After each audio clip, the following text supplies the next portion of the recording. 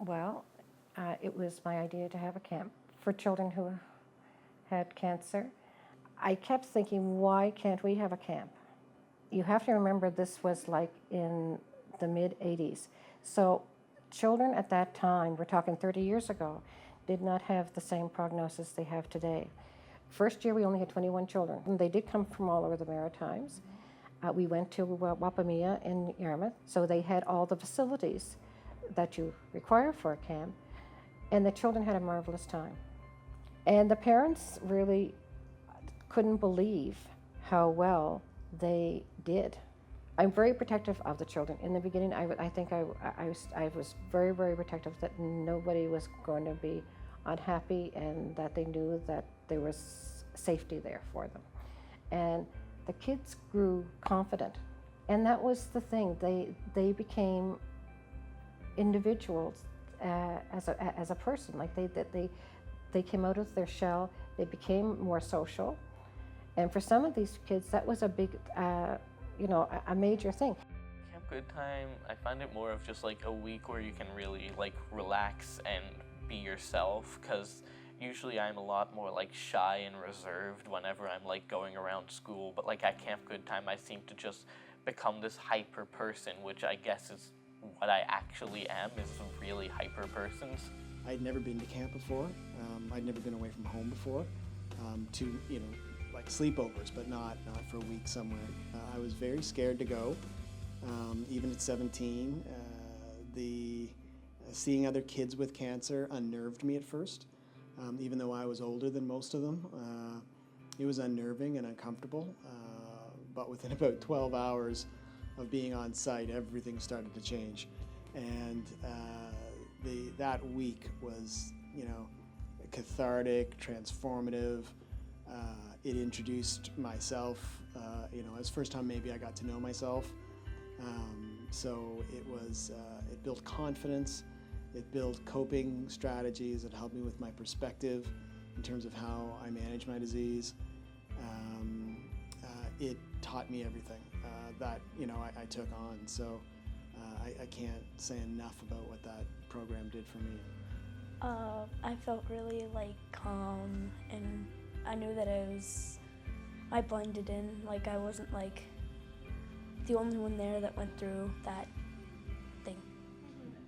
I started attending camp when I was 7 years old, so the first year that you can go to Camp Goodtime, and that was in 1999, so it was a long time ago.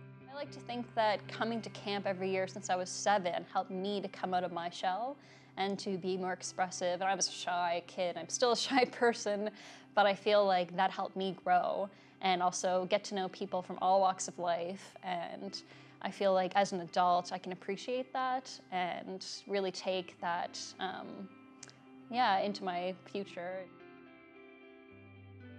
The idea of the big O, came from a young man that we had at camp named Lawrence, and he started the standing O. And what's that?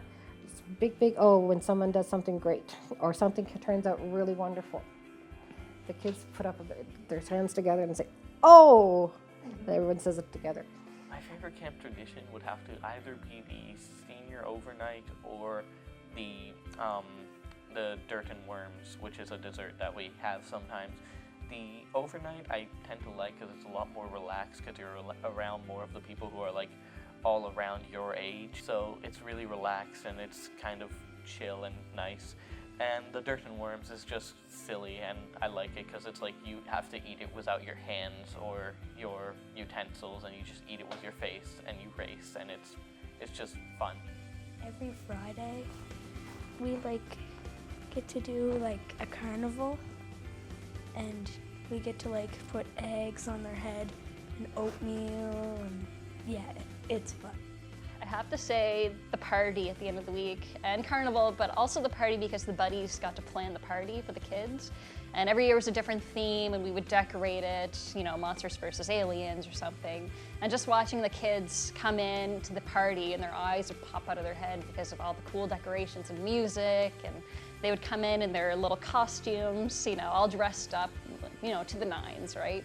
and every kid was excited to be there and just getting their dance moves on. Everyone was happy, having a blast. I think that's my favorite part of the week, really, when it comes down to it, just the excitement of the party. A great friend of mine, Matthew McDonald, had a brain shunt when he came to camp, and each year he had come to camp, he had set a record at the party for dancing with a girl. So, you know, the first year he might have danced with 2, second year he might have danced with 4, but every year he tried to break that record. And in this one particular year, the shunt blocked.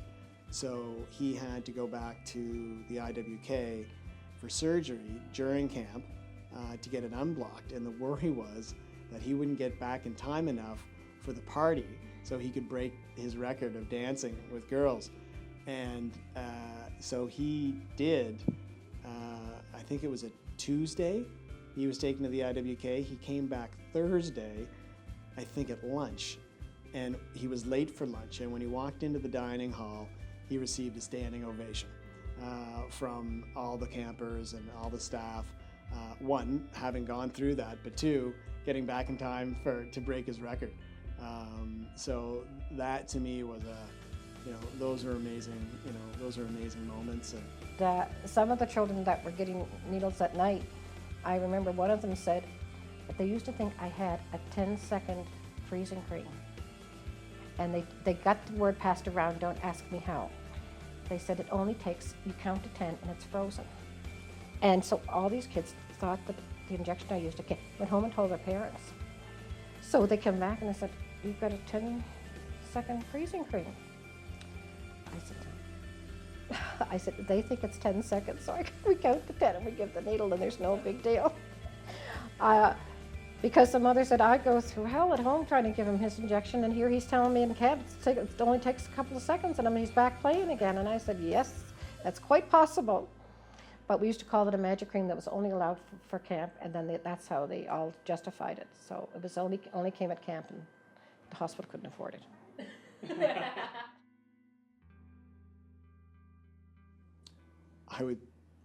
I'd give him a big hug. I wouldn't say anything. I'd just go give him a big sloppy hug and a kiss on the cheek. Oh my gosh, thank you, because it's such a big deal to send a kid to camp, and we couldn't do it without donors and supporters, and things like Relay for Life are so important for sending kids to camp, and I couldn't have gone without that support. A lot of my friends couldn't have gone. A lot of families can't afford to send their kid to a camp for a week, and especially an overnight camp like this one, and it's life-changing, and it just means so much to every child that goes. It's the biggest deal to have some support for that. So yeah, thank you to all the donors for sure. I'd say thank you so much, because I can just imagine not being able to go to camp. I would say thank you because like all of the people that donate money help Camp Goodtime happen. Thank you very, very much, because camp is absolutely amazing, and it's great that we're able to actually have this camp, because it's fun to meet new people, see what they've been through, how similar it is to what you've been through, and like it's just wonderful and amazing and really fun. So thank you. You're turning a child's life around in many cases. It doesn't happen to every child or camper, but for many of them, they gain so much. And in what donation can you really impact a human being that directly? And these are children that will grow up with, even if they've just been to camp once. I've certainly run into lots of them later on in life, and they still know the songs, they still remember it. And I think it's fueling them. It makes them stronger in a simple way. It makes their family stronger, and I think that makes the community stronger. Happy birthday, Camp Goodtime. Good time. Happy 30th. Woo! And I hope you have 30 more. Good time. You are an amazing camp. Happy 30th birthday. Here's to another 100 years. Happy birthday for one, and thank you. Happy birthday, Camp Goodtime. 30 years just seems like 30 days to me. it's been a wonderful ride, and I'm so proud to know that it is still continuing and that kids still have the opportunity to live a week in their community.